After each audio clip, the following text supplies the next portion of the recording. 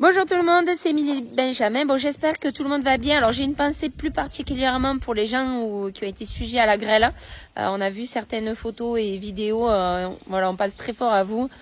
On a de la chance, nous, ça nous est jamais arrivé, mais bon, on a subi le gel, on sait ce que c'est de tout perdre, de toute façon.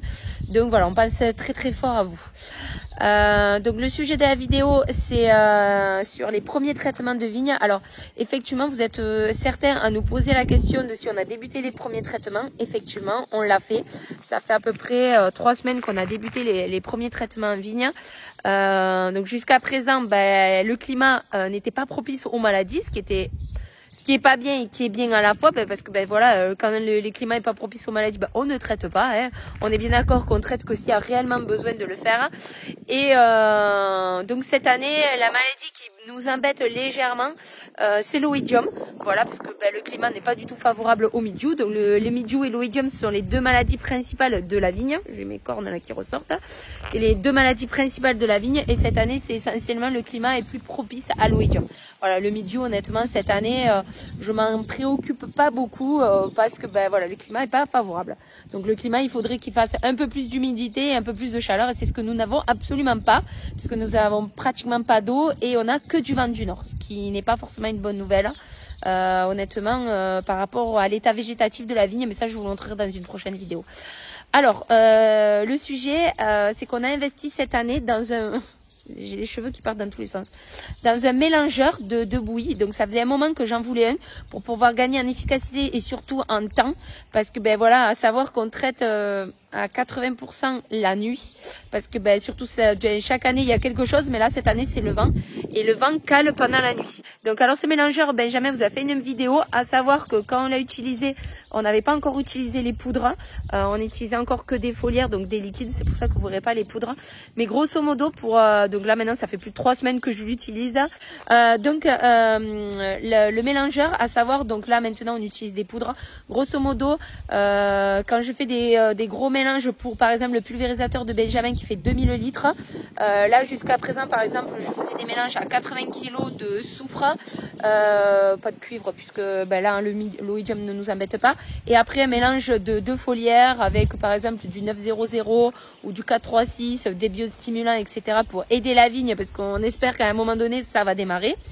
Grosso modo, entre tout, il me faut allez, 10 minutes en remplissage, et peut-être j'ai 10 minutes d'installation pour tout peser, etc. Et encore même pas, ça va relativement très très vite.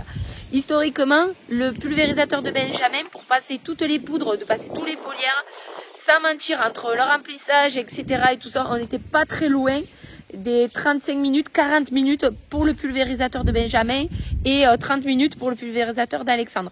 Donc l'avantage, c'est qu'on gagne énormément de temps. Le mélange et tous les produits sont très bien mélangés, et ensuite c'est très rapide à incorporer dans le pulvérisateur. Donc ça, et ensuite à savoir que dans la nuit, les pulvérisateurs, on est obligé de les re-remplir parce qu'on n'en a pas assez pour faire la totalité de l'exploitation. Et ce qui se passe, c'est que dans la nuit, moi je me relève, je reprépare les bouillies, et quand ils arrivent directement, en fait on perd pas du tout de temps, on re-remplit le pulvérisateur avec le tuyau, et en gros en 10 minutes ils repartent quoi. Donc là aussi c'est énormément de temps de gagner, c'est des hectares de temps de voilà, c'est, je me répète, c'est beaucoup de temps de gagner. C'est pour ça qu'on avait envie d'investir sur ce mélangeur, parce que les poudres, on ne pouvait pas les incorporer directement dans nos pulvérisateurs à l'heure actuelle, sinon ça faisait de la pâte et ça faisait des grumeaux. Tout simplement, c'est pour ça qu'on ne renversait pas la totalité du sac tout de suite.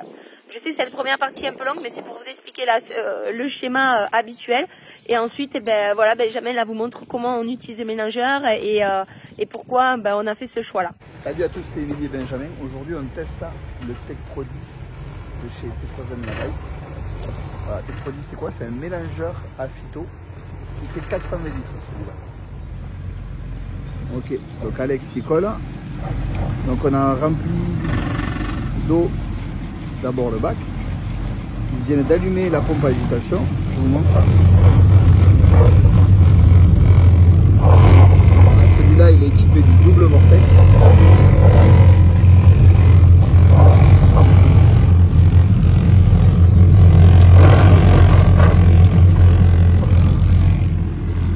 Ici on a la vanne d'alimentation d'eau pour le remplir. la petite douchette, le petit rince-bidon et le petit qui est costaud. Ensuite, ici vous avez la graduation du niveau d'eau à l'intérieur, enfin d'eau ou de produit.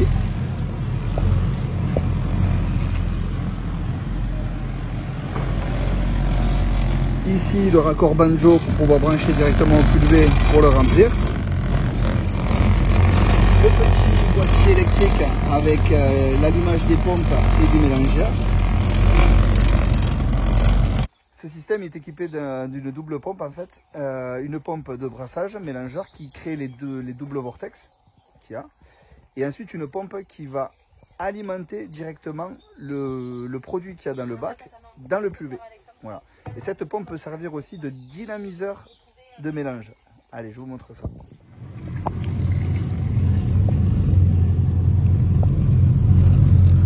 Là, c'est du Sympholia qu'on rajoute dedans. Voilà. Donc pour l'instant, au démarrage, on l'a pas rempli à fond. Hein. Voilà. Comme vous avez pu voir, on a mis que 250 litres d'eau. Et bon, au fur et à mesure, le niveau augmente et puis qu'on rajoute du produit. Voilà le dynamiseur de produit.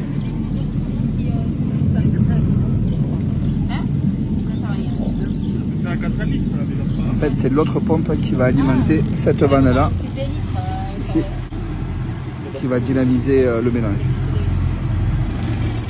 Donc là, on active la pompe et on envoie le produit du bac vers le pulvé.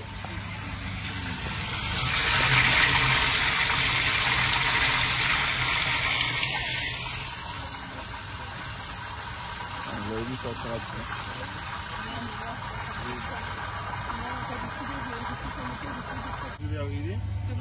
Ça c'est ce qu'on voit dans le bac.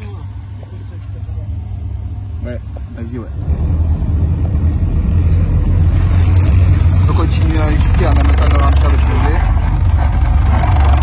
Vous voyez le double vortex.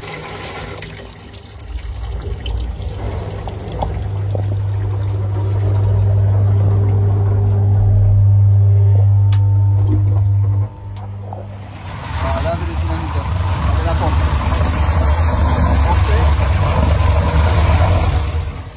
Voilà, j'espère que la vidéo vous aura plu. Dans les prochaines vidéos, on va vous faire un tour dans les vignes pour que vous puissiez voir l'état à l'heure actuelle.